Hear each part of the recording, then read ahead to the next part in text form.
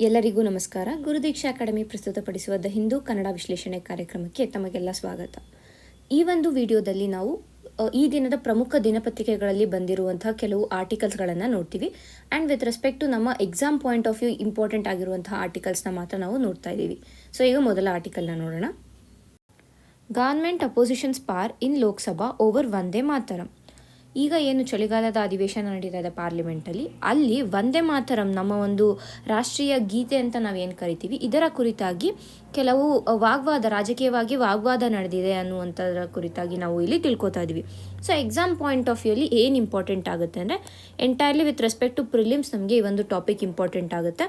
ಒಂದು ವಂದೇ ಮಾತರಂ ಬಗ್ಗೆ ನಮಗೆ ಗೊತ್ತಿರಬೇಕು, ಮತ್ತೊಂದು ನಮಗೆ ಬಂಕಿಂ ಚಂದ್ರ ಚಾಟರ್ಜಿಯವ್ರ ಬಗ್ಗೆ ಗೊತ್ತಿರಬೇಕು. ಏಕೆಂದರೆ ವಂದೇ ಮಾತರಂನ ರಚಿಸಿರುವಂಥರು ಬಂಕಿಂ ಚಂದ್ರ ಚಾಟರ್ಜಿಯವರು ಆಗಿರೋದ್ರಿಂದ ಇವೆರಡರ ಬಗ್ಗೆ ನಮಗೆ ಸರಿಯಾದ ಮಾಹಿತಿ ಇರಬೇಕಾಗುತ್ತೆ. ಮತ್ತು ಇನ್ನೊಂದು ಇಂಪಾರ್ಟೆಂಟ್ ಪಾಯಿಂಟ್ ಏನು ಅಂದರೆ, ಇತ್ತೀಚೆಗಷ್ಟೇ ಅಂದರೆ ಈ ವರ್ಷ ಏನಿದೆ 2025 ಏನಿದೆ, ಇದು 150 ವರ್ಷ ಆಗಿದೆ. ಈ ಒಂದು ವಂದೇ ಮಾತರಂ ಗೀತೆಯ ರಚನೆಯಾಗಿ 150 ವರ್ಷಗಳಾಗಿರುವಂಥ ಕಾರಣ, ಆದ್ದರಿಂದ ನಮಗೆ ಈ ಒಂದು ಟಾಪಿಕ್ ಬಹಳನೇ ಇಂಪಾರ್ಟೆಂಟ್ ಆಗುತ್ತೆ with respect to exam point of view ನಾವು ನೋಡಿದಾಗ. ಮತ್ತು ಈಗ ಮೊದಲಿಗೆ ನಾವು ಬಂಕಿಂ ಚಂದ್ರ ಚಾಟರ್ಜಿಯವ್ರ ಬಗ್ಗೆ ನೋಡೋಣ, ತದನಂತರ ವಂದೇ ಮಾತರಂ ಗೀತೆ ಬಗ್ಗೆ ನೋಡೋಣ. ಸೊ ಬಂಕಿಂ ಚಂದ್ರ ಚಾಟರ್ಜಿಯವರ ಹುಟ್ಟಿರೋದು 1838 ಇಸ್ವಿಯಲ್ಲಿ, ಮತ್ತು ಅವರ ಮರಣ ಹೊಂದಿದ್ದು 1894 ಇಸ್ವಿಯಲ್ಲಿ. ಆ್ಯಂಡ್ ಇವರು ಫೇಮಸ್ ಆಗಿ ಇವ್ರನ್ನ ಸಾಹಿತ್ಯ ಸಮ್ರಾಟ ಅಂತಲೇ ಕರೀತಾರೆ. ಸಾಹಿತ್ಯ ಸಮ್ರಾಟ್ ಆಫ್ ಬೆಂಗಾಲಿ ಲಿಟ್ರೇಚರ್ನ ಸಾಹಿತ್ಯ ಸಮ್ರಾಟ್ ಅಂತ ಇವರಿಗೆ ಹೆಸರಿದೆ. ಮತ್ತು ಇವರು ಒಂದು ಬೆಂಗಾಲ್ ರಿನೈಸೆನ್ಸ್ ಪೀರಿಯಡ್ ಏನಿದೆ, ಆ ಪೀರಿಯಡಲ್ಲಿ ಇವರು ಬಹಳ ಮುಖ್ಯವಾದ ಒಬ್ಬ ಕವಿ ಅಂತಲೇ ಹೇಳ್ಬೋದಾಗುತ್ತೆ. ತದನಂತರ ಇವರು ಬ್ರಿಟಿಷ್ ಕಾಲದಲ್ಲಿ ಡೆಪ್ಯೂಟಿ ಮ್ಯಾಜಿಸ್ಟ್ರೇಟ್ ಆಗಿ ಕೂಡ ವರ್ಕ್ ಮಾಡಿದ್ದಾರೆ. ಇವರ ಮುಖ್ಯ ಕಾಂಟ್ರಿಬ್ಯೂಷನ್ ಈಗಾಗಲೇ ಹೇಳಿರೋ ಥರ ವಂದೇ ಮಾತರಂ. ವಂದೇ ಮಾತರಂ ಏನಿದೆ, ಇದು ಒಂದು ಆನಂದ ಮಠ ಅನ್ನುವಂತಹ ಇವರ ಕೃತಿಯೊಳಗಡೆ ಬರುವಂತಹ ಒಂದು ಗೀತೆ ಆಗಿದೆ. ಸೊ ಈ ಆನಂದ ಮಠ ರಚನೆ ಆಗಿದ್ದು 1882ರಲ್ಲಿ. ಮತ್ತು ಇವರ ಬೇರೆ ಮುಖ್ಯವಾದ ವರ್ಕ್ಗಳು ಯಾವುವು, ಬೇರೆ ಮುಖ್ಯವಾದ ಕೃತಿಗಳು ಯಾವುವು ಅಂತ ನೋಡಿದ್ರೆ, ದುರ್ಗೇಶ್ ನಂದಿನಿ, ದೇವಿ ಚೌಧರಾಣಿ ಮತ್ತು ಕಪಾಲಕುಂಡಲ. ಸೊ ಈ ಮೂರು ಕೂಡ ಇವರ ಒಂದು ಮುಖ್ಯವಾದ ಕೃತಿಗಳು ಅಂತ ಹೇಳ್ಬೋದು. ಎಕ್ಸಾಮ್ ಪಾಯಿಂಟ್ ಆಫ್ ವ್ಯೂಲಿ ನೋಡಿದಾಗ ನಮಗೆ ಈ ಕೃತಿಗಳು ಇಂಪಾರ್ಟೆಂಟ್ ಆಗುತ್ತೆ. ಅಂದರೆ ಈ ಒಂದು ಯಾವ್ದಾದ್ರು ಒಂದು ಕೃತಿನ ಕೊಟ್ಟು ಇದು ಯಾರ ಒಂದು ರಚನೆ ಆಗಿದೆ ಅಂತ ಕ್ವೆಶನ್ ಬರ್ಬೋದು. ಸೊ ಹಾಗಾಗಿ ನಾವು ಇದನ್ನು ಕೂಡ ನೋಡಿದ್ವಿ. ಸೊ ಎಕ್ಸಾಮ್ ಪಾಯಿಂಟ್ ಆಫ್ ವ್ಯೂಲಿ ಬಂಕಿಂ ಚಂದ್ರ ಚಾಟರ್ಜಿಯವ್ರ ಬಗ್ಗೆ ಬೇಕಾಗಿರುವಂಥ ಎಲ್ಲ ಇನ್ಫಾರ್ಮೇಷನ್ ನಾವಿಲ್ಲಿ ನೋಡಿದ್ದೀವಿ. ಈಗ ನೆಕ್ಸ್ಟ್ ನಾವು ವಂದೇ ಮಾತರಂ ಬಗ್ಗೆ ತಿಳ್ಕೊಳ್ಳೋಣ. ಸೊ ಈ ವಂದೇ ಮಾತರಂ ಏನಿದೆ, ಈ ವಂದೇ ಮಾತರಂನ ಸೋರ್ಸ್ ಟೆಕ್ಸ್ಟ್ ಏನು ಅಂತಂದರೆ, ಅಂದರೆ ಈ ವಂದೇ ಮಾತರಂ ಬಂದು ಅದು ಸೆಪ್ರೇಟ್ ಕೃತಿ ಅಲ್ಲ, ಆನಂದ ಮಠ ಅನ್ನುವಂತಹ ಕೃತಿಯಲ್ಲಿ ಬರುವಂತಹ ಒಂದು ಗೀತೆ ಆಗಿದೆ ಈ ವಂದೇ ಮಾತರಂ. ಆ್ಯಂಡ್ ಆನಂದ ಮಠದ ಹೀರೋ ಫಿಗರ್ ಏನಿದೆ, ಆ ಹೀರೋ ಫಿಗರು ಈ ವಂದೇ ಮಾತರಂ ಗೀತೆಯನ್ನು ಆನಂದ ಮಠದಲ್ಲಿ ಹಾಡ್ತಾರೆ. ಸೊ ಅಲ್ಲಿ ನಮಗೆ ಈ ಒಂದು ವಂದೇ ಮಾತರಂ ಗೀತೆಯ ಸೋರ್ಸ್ ಸಿಗುತ್ತೆ ಅಂತ ಹೇಳ್ಬೋದು. ತದನಂತರ ಈ ಒಂದು ವಂದೇ ಮಾತರಂ ಏನಿದೆ, ಅದು ಇರುವಂಥದ್ದು ಸಂಸ್ಕೃತೈಸ್ಡ್ ಬೆಂಗಾಲಿ, ಅಂದರೆ ಬೆಂಗಾಲಿ ಮತ್ತು ಸಂಸ್ಕೃತ ಮಿಕ್ಸ್ ಆಗಿರುವಂತಹ ಒಂದು ಲ್ಯಾಂಗ್ವೇಜಲ್ಲಿ ಇದಿದೆ. ತದನಂತರ ಇದನ್ನ ಫಸ್ಟ್ ಟೈಮ್ ಪಬ್ಲಿಕ್ ಆಗಿ ಹಾಡಿರುವಂಥದ್ದು 1896ನೇ INC ಸೆಷನಲ್ಲಿ. 1896ರಲ್ಲಿ ನಡೆದಂಥ INC ಏನು ಇಂಡಿಯನ್ ನ್ಯಾಷನಲ್ ಕಾಂಗ್ರೆಸ್ ಪ್ರತಿ ವರ್ಷ ಸಭೆಯನ್ನು ನಡೆಸ್ತಾ ಇತ್ತು, ಆ ಒಂದು ಸಭೆಯಲ್ಲಿ ಹಾಡಿರುವಂಥದ್ದು ಮೊದಲನೇ ಬಾರಿಗೆ.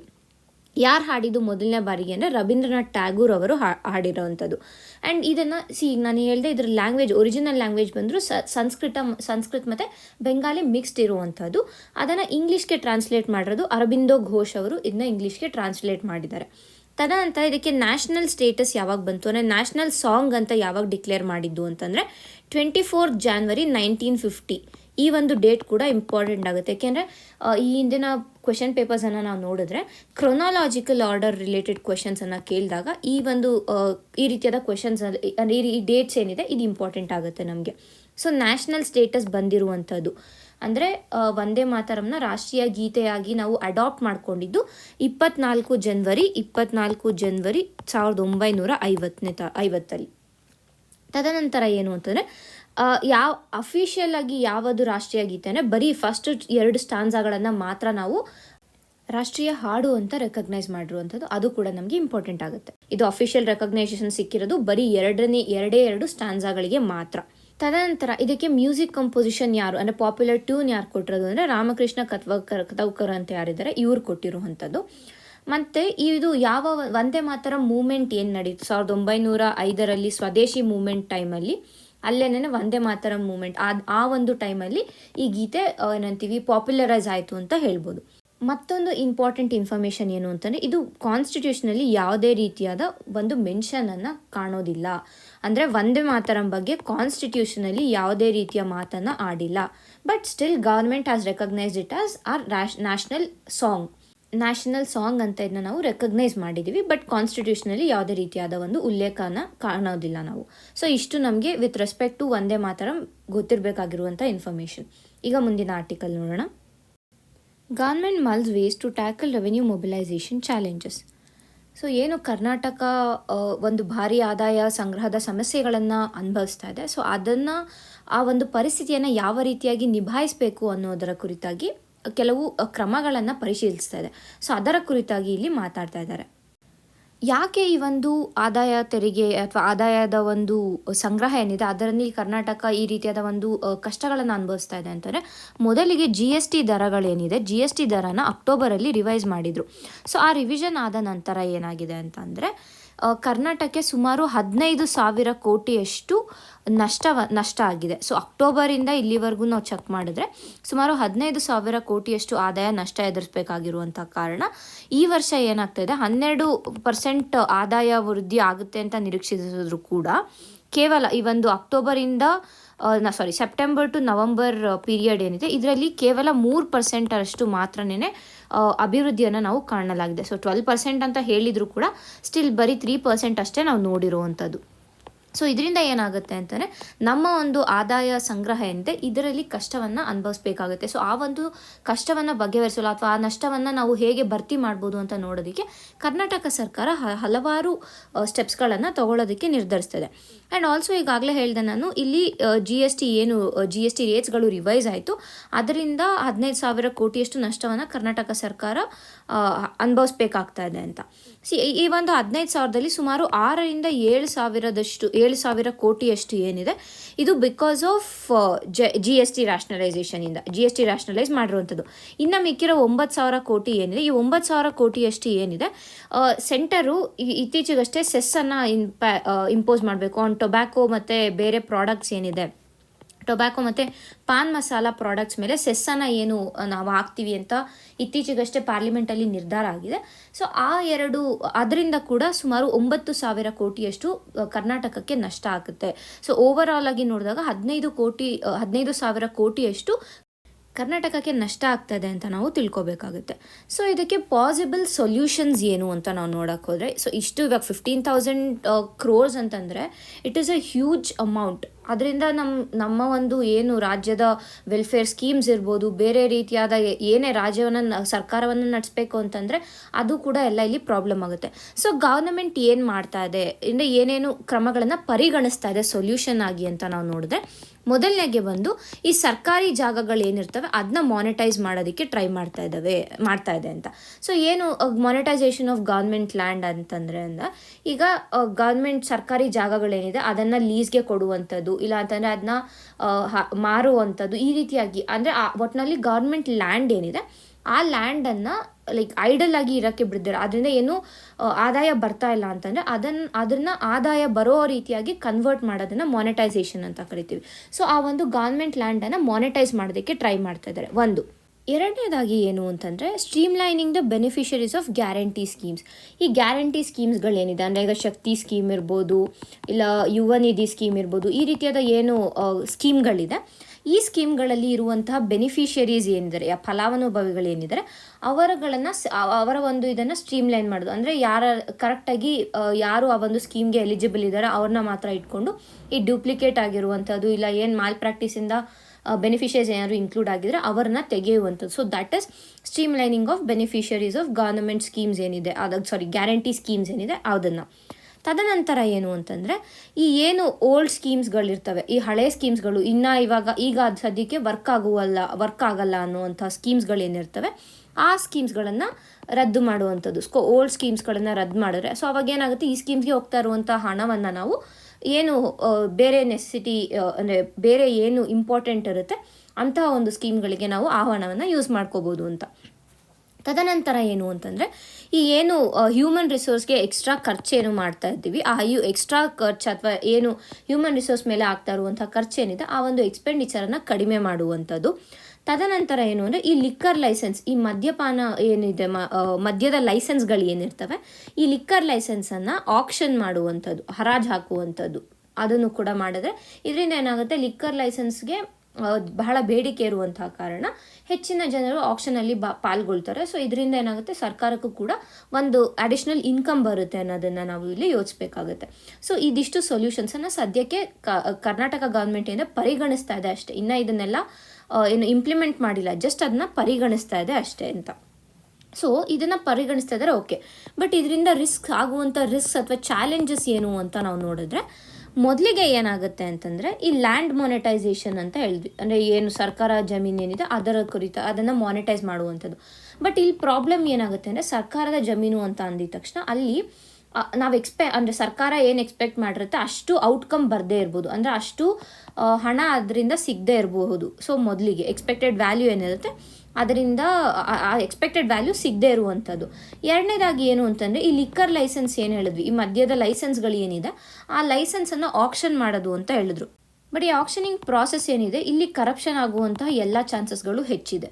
ಸೊ ಇದರಿಂದ ಏನಾಗುತ್ತೆ ಅಂತಂದರೆ, ಕರಪ್ಷನ್ ಆಯಿತು ಅಂತಂದರೆ ಅಗೇನ್ ಏನು ನಾವು ಒಂದು ಫ್ರೀ ಆ್ಯಂಡ್ ಫೇರ್ ಡಿಸ್ಟ್ರಿಬ್ಯೂಷನ್ ಅಂತ ಏನಿದೆ ಗವರ್ನಮೆಂಟ್ನ ಒಂದು ಧ್ಯೇಯ ಇದೆ, ಅದು ಇಲ್ಲಿ ಆಗೋದಿಲ್ಲ. ಸೊ ಕರಪ್ಷನ್ ಮತ್ತಷ್ಟು ಹೆಚ್ಚಾಗುತ್ತೆ ಅನ್ನುವಂಥದ್ದು.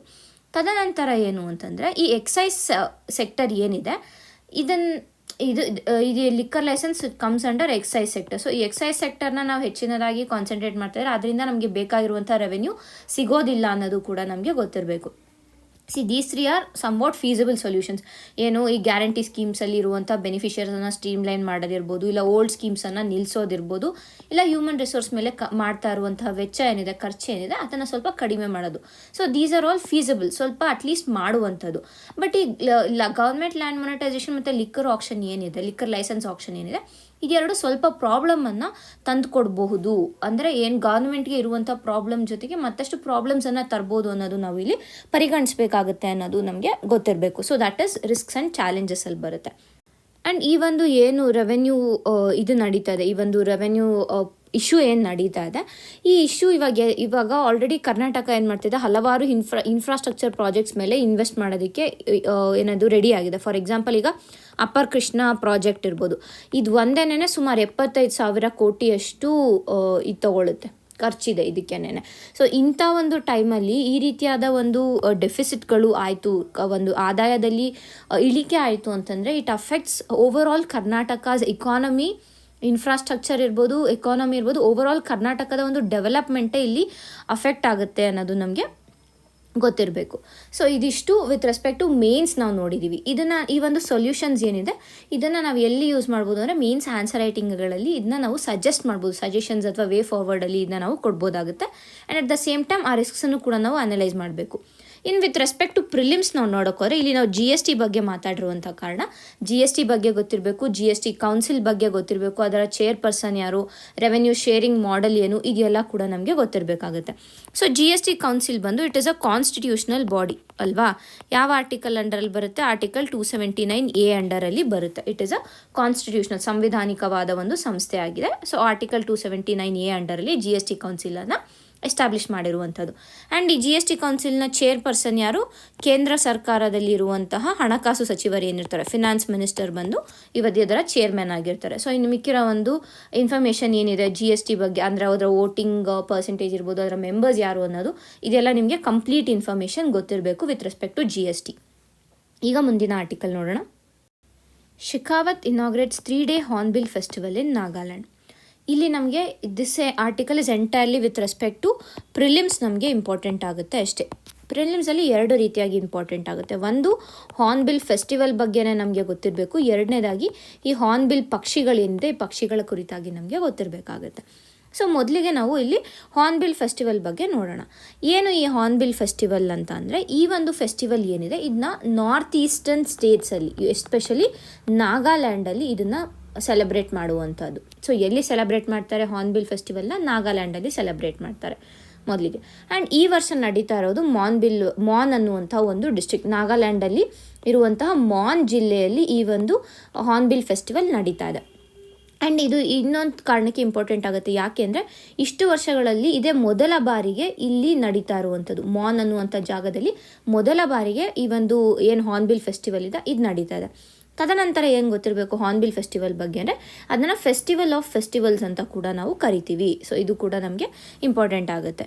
ಸೊ ಮತ್ತು ಈ ಒಂದು ಫೆಸ್ಟಿವಲ್ ಏನಿದೆ ಇದರಲ್ಲಿ ಮೇಯ್ನಾಗಿ ನಾಗಾಲ್ಯಾಂಡಲ್ಲಿ ಇರುವಂತಹ ಏನು ಬುಡಕಟ್ಟು ಜನಾಂಗಗಳಿರ್ತಾರೆ ಅವರ ಒಂದು ಬಟ್ಟೆಗಳಿರ್ಬೋದು ಅಥವಾ ಅವರ ಒಂದು ಕಲ್ಚರ್ ಏನಿದೆ, ಅವರ ಒಂದು ಡ್ಯಾನ್ಸ್ಗಳಿರ್ಬೋದು, ಸಾಂಗ್ಗಳಿರ್ಬೋದು, ಇಲ್ಲ ಅವರ ಒಂದು ವ್ಯಾರಿಯರ್ ಟ್ರೆಡಿಷನ್ಸ್ ಇರ್ಬೋದು, ಇಲ್ಲ ಕ್ರಾಫ್ಟ್ಸ್, ಇವುಗಳನ್ನು ಏನಂತೀವಿ ಪ್ರದರ್ಶನ ಮಾಡೋದಕ್ಕೆ ಮೇಯ್ನಾಗಿ ಈ ಒಂದು ಹಾರ್ನ್ಬಿಲ್ ಫೆಸ್ಟಿವಲನ್ನು ಇಲ್ಲಿ ಮಾಡ್ತಾರೆ ಅಂತಲೇ ಹೇಳ್ಬೋದು.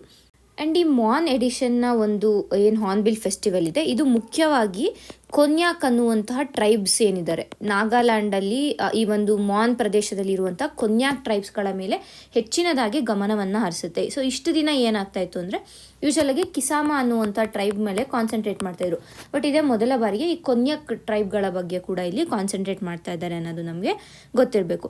ತದನಂತರ ಏನು ಈ ಕೊನ್ಯಾಕ್ ಟ್ರೈಬ್ ಏನಿದೆ ಅಥವಾ ಈ ಕೊನ್ಯಾಕ್ ಬುಡಕಟ್ಟು ಜನಾಂಗ ಏನಿದೆ ಇದ್ರ ಬಗ್ಗೆ ಒಂದು ಎರಡು ಇನ್ಫಾರ್ಮೇಷನ್ ನಾವು ತಿಳ್ಕೊಳ್ಳೋಣ.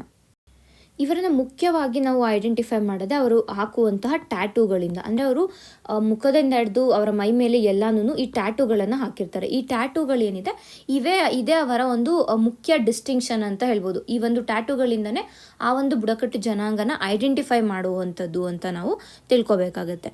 ಆ್ಯಂಡ್ ತದನಂತರ ಇವರ ಒಂದು ಏನು ಸೋಷಿಯಲ್ ಸ್ಟ್ರಕ್ಚರನ್ನು ನಾವು ನೋಡಿದ್ರೆ ಇವರ ಮುಖ್ಯಸ್ಥರು ಅಥವಾ ಚೀಫ್ ಏನಿದ್ದಾರೆ, ಇವರ ಚೀಫ್ ಯಾರು ಅಂತಂದರೆ ಚೀಫನ್ನು ಅಂಗ್ ಅಂತ ಕರೀತಾರೆ. ಅಂಗ್ ಅಂತಲೇ ಇವರು ವಿಲೇಜ್ ಹೆಡ್, ಒಂದು ಹಳ್ಳಿಯ ಒಂದು ಮುಖ್ಯಸ್ಥರು ಅಂತ ಅವರನ್ನು ಅಂಗ್ ಅಂತ ಇಲ್ಲಿ ಕರೀತಾರೆ. ಸೊ ಮುಖ್ಯವಾಗಿ ಏನು ಗೊತ್ತಿರಬೇಕು ನಮಗೆ, ಕೊನ್ಯಾಕ್ ಟ್ರೈಬ್ ಅಂತ ಬಂದ ತಕ್ಷಣ ನಮಗೆ ಟ್ಯಾಟೂಗಳು ನೆನಪಾಗಬೇಕು. ಸೊ ಆ ಟ್ಯಾಟೂ ಒಂದು. ತದನಂತರ ಅವರ ಸೋಷಿಯಲ್ ಸ್ಟ್ರಕ್ಚರನ್ನು ನಾವು ನೋಡಿದ್ರೆ ವಿಲೇಜನ್ನು ಹಳ್ಳಿಯ ಒಂದು ಮುಖ್ಯಸ್ಥರನ್ನು ಅವರು ಅಂಗ್ ಅಂತ ಕೂಡ ಕರೀತಾರೆ. ಮತ್ತು ಇವರ ಮುಖ್ಯವಾದ ಒಂದು ಆಕ್ಯುಪೇಷನ್ ಏನು ಅಂತಂದರೆ ಅಗ್ರಿಕಲ್ಚರ್. ಇವರು ಕೃಷಿ ಮೇಲೆ ತಮ್ಮ ಒಂದು ಆದಾಯಕ್ಕಾಗಿ ಕೃಷಿ ಮೇಲೆ ಡಿಪೆಂಡ್ ಆಗಿದ್ದಾರೆ. ಯಾವ ರೀತಿಯಾದ ಕೃಷಿ?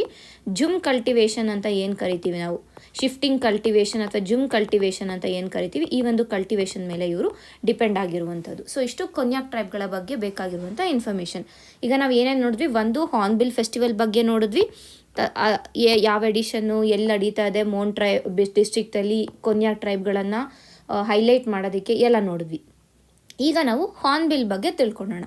ಈ ಹಾರ್ನ್ಬಿಲ್ ಏನಿದೆ ಯೂಶಲಾಗಿ ಇದು ಟ್ರಾಪಿಕಲ್ ಮತ್ತು ಸಬ್ ಟ್ರಾಪಿಕಲ್ ರೀಜನಲ್ಲಿ ಕಾಣುವಂಥ ಒಂದು ಪಕ್ಷಿಯಾಗಿದೆ. ಆ್ಯಂಡ್ ಭಾರತದಲ್ಲಿ ನಾವು ನೋಡಿದಾಗ ಸುಮಾರು 9 ರೀತಿಯಾದ ಹಾರ್ನ್ಬಿಲ್ಗಳನ್ನು ನಾವು ನೋಡ್ಬೋದು. And most of the hornbills ಬಂದು ಈ ನಾರ್ತ್ ಈಸ್ಟ್ ರೀಜನಲ್ಲೇ ಇದೆ ಅಂತಲೂ ಕೂಡ ನಾವು ತಿಳ್ಕೊಬೇಕು. ಆ್ಯಂಡ್ ಮೋಸ್ಟ್ ಇಂಪಾರ್ಟೆಂಟಾಗಿ ಗ್ರೇಟ್ ಹಾರ್ನ್ಬಿಲ್ ನಮಗೆ ಇಂಪಾರ್ಟೆಂಟ್ ಆಗುತ್ತೆ. ಆ್ಯಂಡ್ ಇದರ IUCN ಸ್ಟೇಟಸ್ ಏನಿದೆ ಇದು ವಲ್ನರಬಲ್ ಕೂಡ. ಸೊ ಇಷ್ಟು ನಮಗೆ ಈ ಒಂದು ಆರ್ಟಿಕಲ್ನಲ್ಲಿ ಬೇಕಾಗಿರುವಂಥ ಇನ್ಫಾರ್ಮೇಷನ್ ಆಗಿದೆ. And it is very very important for prelims.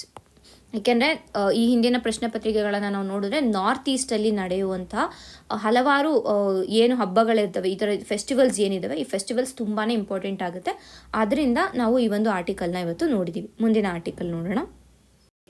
What is the India post Dhruva framework? So ಈ ಒಂದು ಆರ್ಟಿಕಲ್ 2 ಪ್ರಿಲಿಮ್ಸ್ಗೂ ಅಷ್ಟೇ ಮೇನ್ಸ್ಗೂ ಅಷ್ಟೇ ಇಂಪಾರ್ಟೆಂಟ್ ಆಗುತ್ತೆ. ಸೊ ಪ್ರಿಲಿಮ್ಸ್ ನೋಡಿದಾಗ ನಾವು ಧ್ರುವ ಫ್ರೇಮ್ವರ್ಕ್ ಬಗ್ಗೆ ಡೈರೆಕ್ಟ್ ಕ್ವೆಶನ್ಸನ್ನು ಕೇಳ್ಬೋದು. And with respect to means ಬಂದಾಗ ನಾವು ಒಂದು ಕಡೆ ಗವರ್ನೆನ್ಸ್ ವಿಷಯದಲ್ಲಿ ಹಾಕ್ಬೋದಾಗುತ್ತೆ ಇದನ್ನು. ತದನಂತರ ಟೆಕ್ನಾಲಜಿಯನ್ನು ಯಾವ ರೀತಿಯಾಗಿ ನಾವು ಬಳಸ್ತಾ ಇದ್ದೀವಿ. ಸೊ GS2 ಅಲ್ಲೂ ಇಂಪಾರ್ಟೆಂಟ್ ಆಗುತ್ತೆ, GS3 ಅಲ್ಲೂ ಕೂಡ ನಮಗಿದು ಇಂಪಾರ್ಟೆಂಟ್ ಆಗುತ್ತೆ. ಸೊ ಆ ಒಂದು ಕಾರಣದಿಂದ ನಾವು ಇವತ್ತು ಈ ಒಂದು ಆರ್ಟಿಕಲ್ನ ನೋಡ್ತಾ ಇದ್ದೀವಿ. ಸೊ ಮೊದಲಿಗೆ ಏನು ಈ ಧ್ರುವ ಫ್ರೇಮ್ವರ್ಕ್ ಅಂತ ನೋಡೋಣ. ಈ ಧ್ರುವ ಅನ್ನುವಂತಹ ಏನು ಫ್ರೇಮ್ವರ್ಕ್ ಇದೆ ಇದಕ್ಕೆ ಫುಲ್ ಫಾರ್ಮ್ ಇದೆ. ಈ DHRUVA ಏನಿದೆ ಪ್ರತಿಯೊಂದು ಅಕ್ಷರಗಳಿಗೂ ಒಂದೊಂದು ಏನಂತೀವಿ ಎಕ್ಸ್ಪ್ಯಾನ್ಷನ್ ಇದೆ ಅಂತ. ಸೊ ಏನು ಇದು ಅಂದರೆ digital hub for reference and unique virtual address. So ಇದು ಧ್ರುವ ಫ್ರೇಮ್ವರ್ಕ್. ಇದನ್ನು ಜನರೇಟ್ ಮಾಡಿರುವಂಥದ್ದು ಇಂಡಿಯಾ ಪೋಸ್ಟ್ ಅನ್ನುವಂಥ ಒಂದು ಸಂಸ್ಥೆ ಇದನ್ನು ಜನರೇಟ್ ಮಾಡಿದೆ. ತದನಂತರ ಏನು ಗೊತ್ತಿರಬೇಕು ನಮಗೆ ವಿತ್ ರೆಸ್ಪೆಕ್ಟ್ ಟು ಧ್ರುವ ಅಂದರೆ ಮೊದಲಿಗೆ ಇದೊಂದು ಡಿಜಿಟಲ್ ಪಬ್ಲಿಕ್ ಇನ್ಫ್ರಾಸ್ಟ್ರಕ್ಚರ್ ಅನ್ನೋದು ನಮಗೆ ಗೊತ್ತಿರಬೇಕು. ಸೊ ಇಲ್ಲಿ ಏನು ಮಾಡುತ್ತೆ ಅಂದರೆ it is similar to Aadhaar ಅಥವಾ UPI ಏನಿದೆ, ನಮ್ಮ ಆಧಾರ್ ಆ್ಯಂಡ್ UPI ಇಂದ ಅದೇ ರೀತಿಯಾಗಿ ಇದು ಕೂಡ ವರ್ಕ್ ಮಾಡುತ್ತೆ. ಏನು ಮಾಡುತ್ತೆ ಅಂದರೆ ಯೂಸರ್ಗಳು ಏನಿರ್ತಾರೆ, ಈ ಏನು ಬಳಕೆದಾರರು ಏನಿರ್ತಾರೆ ಇವ್ರಿಗೆ ಒಂದು ಯುನೀಕ್ ಆಗಿರುವಂತಹ ಡಿಜಿಟಲ್ ಅಡ್ರೆಸ್ಸನ್ನು ನೀಡುತ್ತೆ ಇದು. ಡಿಜಿಟಲ್ ಅಡ್ರೆಸ್ಸನ್ನು ನೀಡುತ್ತೆ. ನೆನಪಿರಲಿ, ಡಿಜಿಟಲ್ ಅಡ್ರೆಸ್ಸನ್ನು ಇದು ನೀಡುವಂಥದ್ದು. ಸೊ ಇದರಿಂದ ಏನಾಗುತ್ತೆ ಅಂತಂದರೆ, ಏನು ನಾವು ಪ್ರತಿ ಸತಿ ಯಾವುದೋ ಒಂದು ಆನ್ಲೈನಲ್ಲಿ ಫಾರ್ಮನ್ನು ಭರ್ತಿ ಮಾಡ್ತಾ ಇದ್ವಿ ಅಂದರೆ, ಪ್ರತಿ ಸತಿ ನಮ್ಮ ಅಡ್ರೆಸ್ಸನ್ನು ಟೈಪ್ ಮಾಡೋದಕ್ಕೆ ಬದಲಾಗಿ ಈ ಒಂದು ಅಡ್ರೆಸ್ದು ಏನಿದಿರುತ್ತೆ, ಇದನ್ನ QR ಕೋಡ್ ಫಾರ್ಮಲ್ಲೂ ಕೂಡ ಕೊಟ್ಟಿರ್ತಾರೆ. ಸೊ ಆ QR ಕೋಡಲ್ಲಿ ಪೇಸ್ಟ್ ಮಾಡಿದ್ರೂ ಆಗೋಯ್ತು. So that will be easier. So ಒಂದು ಕಡೆ ಏನು ಮಾಡ್ತಾ ಇದೆ, ನಮ್ಮ ಒಂದು ಕೆಲಸನ ಈಸಿ ಮಾಡ್ತಾ ಇದೆ. ತದನಂತರ ಎಫಿಷಿಯನ್ಸಿ ಕೂಡ ಇಲ್ಲಿ ಇನ್ಕ್ರೀಸ್ ಆಗುತ್ತೆ, ಪ್ಲಸ್ ಟೈಮ್ ಸೇವ್ ಆಗುತ್ತೆ. ಸೊ ಈ ಒಂದು ಕಾರಣದಿಂದ ಇದು ಯೂನಿಕ್ ಡಿಜಿಟಲ್ ಅಡ್ರೆಸ್ಸನ್ನು ಜನರೇಟ್ ಮಾಡುವಂಥದ್ದು. ತದನಂತರ ಏನು ಅಂತಂದರೆ, ಈ ಒಂದು ಧ್ರುವ ಫ್ರೇಮ್ವರ್ಕ್ ಏನಿದೆ ಇದು ಡಿಜಿಪಿನ್ನನ್ನು ಯೂಸ್ ಮಾಡುತ್ತೆ. ಸೊ ಇಲ್ಲಿ ಡಿಜಿಪಿನ್ ಅಂತಂದರೆ ಏನು ಅನ್ನೋದು ನಮಗೆ ಇಂಪಾರ್ಟೆಂಟ್ ಆಗುತ್ತೆ. ಈ ಡಿಜಿಪಿನ್ ಏನಿದೆ, ಇಟ್ ಈಸ್ ಅ 10 ಡಿಜಿಟ್ ಇರುವಂತಹ ಆಲ್ಫಾ ನ್ಯೂಮರಿಕ್ ನಂಬರ್ ಆಗಿದೆ. ಆಲ್ಫಾ ನ್ಯೂಮರಿಕ್ ಅಂದರೆ ಈಗ 10 ಡಿಜಿಟ್ಸ್ ಇರುತ್ತೆ, ಬಟ್ ಅದರಲ್ಲಿ ಆಲ್ಫಾಬೆಟ್ಸು ಇರುತ್ತೆ, ನಂಬರ್ಸು ಇರುತ್ತೆ, ಎರಡು ಮಿಕ್ಸ್ ಆಗಿರುವಂತಹ ಒಂದು ಜಿಯೋ ಕೋಡೆಡ್ ಪಿನ್ ನಂಬರ್ ಆಗಿದೆ. ಇದು ಜಿಯೋ ಕೋಡೆಡ್ ಪಿನ್ ನಂಬರ್ ಅಂತ ನಾವು ತಿಳ್ಕೊಬೇಕು. ಸೊ ಇದು ಯಾವ ರೀತಿಯಾಗಿ ಈ ಒಂದು ಪಿನ್ ನಂಬರ್ ಇರುತ್ತೆ ಅಂದರೆ, ಈಗ for example Bengaluru Chandra layout ಅಂತ ತೊಗೊಂಡ್ರೆ, ಚಂದ್ರ ಲೇಔಟ್ಗೆ ಕೋಆರ್ಡಿನೇಟ್ಸ್ ಇರುತ್ತೆ. ಅಂದರೆ ಈ ಒಂದು ಲಾಂಗಿಟ್ಯೂಡ್ದು ಒಂದು ಇದು ಬರುತ್ತೆ, ಲ್ಯಾಟಿಟ್ಯೂಡ್ದು ಒಂದು ಲೈನ್ ಬಂದಾಗ ಇಲ್ಲಿ ಒಂದು ಕೋಆರ್ಡಿನೇಟ್ ಜನರೇಟ್ ಆಗುತ್ತೆ. ಸೊ ಈ ಕೋಆರ್ಡಿನೇಟ್ಸ್ ಬೇಸಿಸ್ ಮೇಲೆ ಈ ಡಿಜಿಪಿನ್ ಜನರೇಟ್ ಆಗಿರುತ್ತೆ. So it will B 10 digit alpha numeric code ಆಗಿರುತ್ತೆ. ಸೊ ಇದರಿಂದ ಏನಾಗುತ್ತೆ ಅಂದರೆ, ಹಲವಾರು ಬಾರಿ ಈ ಹಳ್ಳಿ ಏರಿಯಾಗಳಲ್ಲಿ ಇಲ್ಲೆಲ್ಲ ನಾವು ಹೋದರೆ ಹೌಸ್ ನಂಬರ್ಗಳಾಗಲಿ, ಇಲ್ಲ ಮನೆ ನಂಬರ್ಗಳಾಗಲಿ, ಇಲ್ಲ ರಸ್ತೆ ಅಂದರೆ ಈ ಕ್ರಾಸ್ ನಂಬರು ಇದೆಲ್ಲ ಸರಿಗಿರೋದಿಲ್ಲ. ಸೊ ಅಂಥ ಕಡೆ ಈ ಡಿಜಿಪಿನ್ ಬಹಳ ಉಪಯೋಗಕ್ಕೆ ಬರುತ್ತೆ. ಯಾಕೆಂದರೆ that uses coordinates, direct coordinates use ಮಾಡುವಂಥ ಕಾರಣ ಏನಾಗುತ್ತೆ, ಈಸಿಯಾಗಿ ನಾವು ಆ ಒಂದು ಅಡ್ರೆಸ್ಗಳನ್ನು ಐಡೆಂಟಿಫೈ ಮಾಡ್ಬೋದು ಅನ್ನೋದು ನಾವಿಲ್ಲಿ ತಿಳ್ಕೊಬೇಕು. ಸೊ ಈ ಡಿಜಿಪಿನ್ನನ್ನು ಬಳಸಿ ಧ್ರುವ ಫ್ರೇಮ್ವರ್ಕ್ ವರ್ಕ್ ಆಗುತ್ತೆ. ತದನಂತರ ಏನು ಗೊತ್ತಿರಬೇಕು, ಈ ಧ್ರುವ ಫ್ರೇಮ್ವರ್ಕ್ ಏನಿದೆ ಇದು ಯಾವ ರೀತಿಯಾದ ಫಂಕ್ಷನ್ಗಳನ್ನು ಹೊಂದಿದೆ, ಇದರ ಒಂದು ಮುಖ್ಯ ಕಾರ್ಯಗಳೇನು ಅಂತ ನಾವು ನೋಡಿದ್ರೆ, ಇದೇನು ಮಾಡುತ್ತೆ ಅಂದರೆ ಅಡ್ರೆಸ್ ಆಸ್ ಅ ಸರ್ವಿಸ್ ಅಂತ ಇದನ್ನು ಪ್ರೊವೈಡ್ ಮಾಡುತ್ತೆ. ನಾವು ಈಗಾಗಲೇ ಇದನ್ನ ನೋಡಿದ್ದೀವಿ. ಈ ರೀತಿಯಾದ ಕ್ವೆಶನ್ UPSCಯಲ್ಲಿ ಪ್ರಿಲಿಮ್ಸಲ್ಲಿ ಒಂದ್ಸತಿ ಕ್ವೆಶನ್ ಬಂದಿದೆ. Service something system as a service ಏನೋ SCAS ಅನ್ನುವಂಥ ಒಂದು ರೀತಿಯಲ್ಲಿ ಒಂದು ಕ್ವೆಶನ್ ಬಂದಿದೆ. ಸೊ ಅದೇ ರೀತಿಯಾಗಿ ಅಡ್ರೆಸ್ ಆಸ್ ಅ ಸರ್ವಿಸ್ ಅನ್ನುವಂಥ ಕ್ವೆಶನ್ ಕೂಡ ಬರಬಹುದು. ಆ ಒಂದು ನಿಟ್ಟಿನಲ್ಲಿ ಇದನ್ನ ನೋಡ್ಬೋದು. So Dhruva acts address as a service ಅನ್ನುವಂಥ ರೀತಿಯಲ್ಲಿ ಅದು ಫಂಕ್ಷನ್ ಮಾಡುತ್ತೆ. ತದನಂತರ ಏನು ಅಂತಂದರೆ, ಇದು ಅಥೆಂಟಿಕೇಟ್ ಅಡ್ರೆಸ್ಸನ್ನು ಕೊಡುತ್ತೆ. ಅಥೆಂಟಿಕೇಟ್ ಆಗಿರುವಂಥ ಅಡ್ರೆಸ್ಸಸ್ ಕೊಡುವುದರಿಂದ ವೆರಿಫಿಕೇಷನ್ ಪ್ರಾಸೆಸ್, ಈಗ ಏನೇ ಒಂದು ವೆರಿಫಿಕೇಷನ್, ಈಗ ಫಾರ್ ನಮ್ಗೆ ಪಾಸ್ಪೋರ್ಟ್ ಬೇಕು ಅನ್ನೋ ಒಂದು ವೆರಿಫಿಕೇಷನ್ ಬೇಕು, ಅಡ್ರೆಸ್ ವೆರಿಫೈ ಮಾಡ್ತಾರೆ.